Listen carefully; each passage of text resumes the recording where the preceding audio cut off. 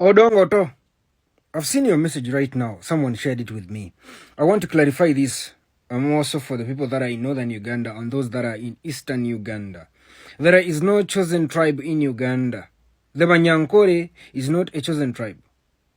Because Thomas Tayebwa, being able to do all the crimes and the irregularities, the illegalities, does not simply mean that the Westerners, all of the Banyankole, Batoro, Bakiga, can do whatever they want in that country, disrespecting the constitution, all things that are unconstitutional just because they are Banyankole. I want to tell you that we are suffering the same, like you guys are suffering. Actually, at least for you, you have people that can stand in the parliament and speak. You people have at least attention.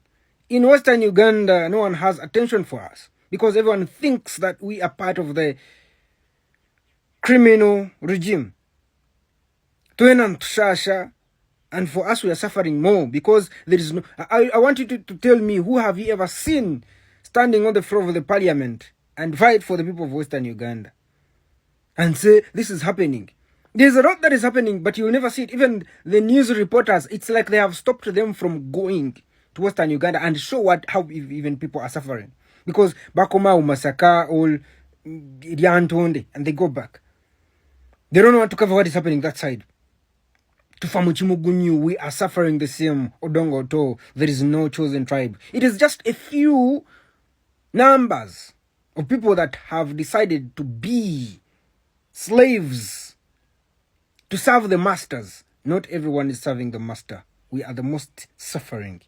If you really go and make research, please stop spreading that there is no chosen tribe. We are all suffering the same. And we all need to come together and get rid of the problem, which is the regime and those slaves that have decided to serve them.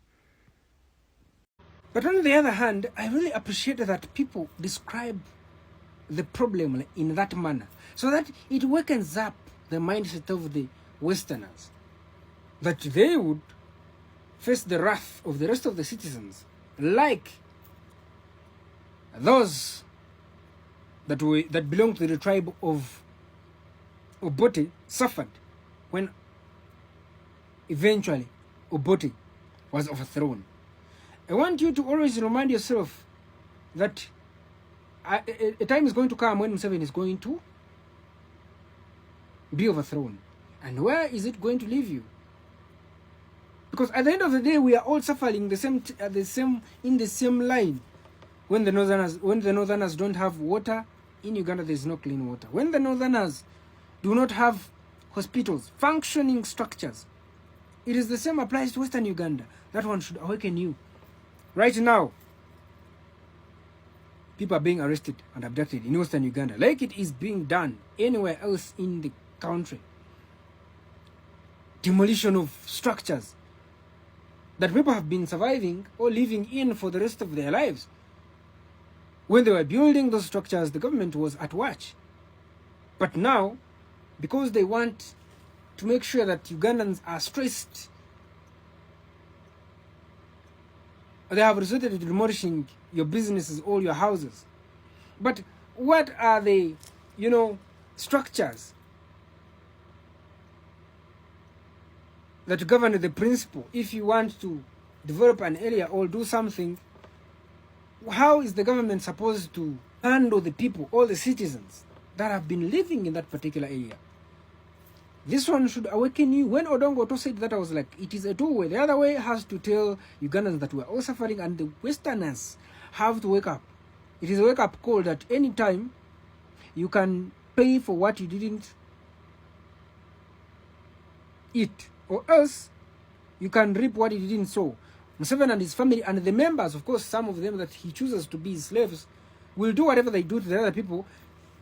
If you don't wake up, you reap what you didn't sow. Western Uganda, Abanya-Uganda, Abanyankole, Batoro, Bakiga, Banyoro. If you don't wake up, one day you will cry. Because some people already have in their mind that you are responsible for what is happening to them. But we want to tell also the other people that, please, what is happening to you, it is exactly the same that is happening to us, Abanyankole.